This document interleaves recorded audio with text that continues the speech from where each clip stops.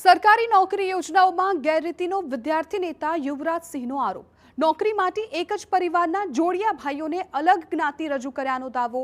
એક જ પિતાના જોડિયા દીકરા પરંતુ જ્ઞાતિ અલગ અલગ તેવું યુવરાજસિંહે કહ્યું। એક ઓબીસી સર્ટિફિકેટથી રેવન્યુ તલાટી તો બીજો એસટી સર્ટિફિકેટથી જુનિયર ક્લાર્ક બન્યો। ખોટી રીતે સરકારી યોજનાઓનો લાભ મેળવ્યાનો આરોપ લગાવ્યો। સાચા ઓબીસી અને એસટી ઉમેદવારોના હક પર તરાપ મરાયો તેવું યુવરાજસિંહે કહ્યું। યુવરાજસિંહે કથિત સરકારી દસ્તાવેજો રજૂ કર્યા।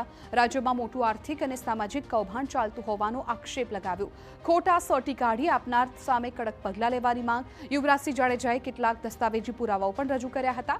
તેમણે આરોપ કરતા કહ્યું હતું કે દાહોદના છેવાડાના આદિવાસીઓને એસટીનું યોગ્ય પ્રમાણપત્ર નથી મળતું અને બીજી તરફ એક જ પિતાના બે જોડિયા પુત્રોએ અલગ અલગ સર્ટી પર નોકરી મેળવી।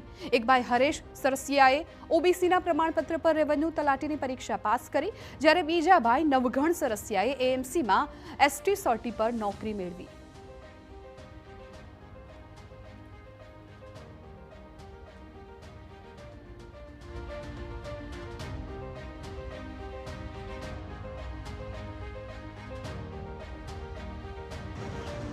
બંને સગા ભાઈઓ છે અને તેના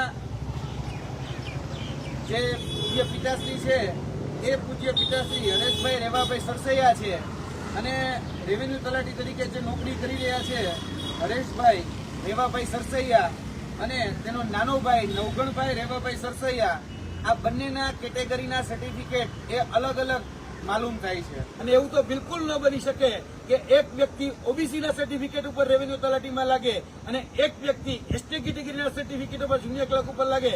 એટલે અહીંયા મસ્ત મોટું કૌભાંડ એ સરકારની અધિકારીઓની તંત્રની આંખમાં ધૂળ નાખી અને કરવામાં આવેલું છે। યુવરાજસિંહ જાડેજાએ આક્ષેપ કર્યો કે નવઘણ સરસિયાએ મનરેગા યોજનાનો લાભ લેવા પણ ખોટી માહિતી દર્શાવી હતી। જમીનના દસ્તાવેજોમાં ઓબીસી સમાજનો ઉલ્લેખ છે। સરકારી નોકરી મેળવવા માટે અનેક ઉમેદવારોના સર્ટી તપાસવામાં આવે તો બોગસ નીકળે તેવો તેમણે આક્ષેપ કર્યો। ખોટા સર્ટિફિકેટ કાઢી આપનારા ભ્રષ્ટ અધિકારીઓ સામે તાત્કાલિક પગલાં લેવાની માંગ કરી।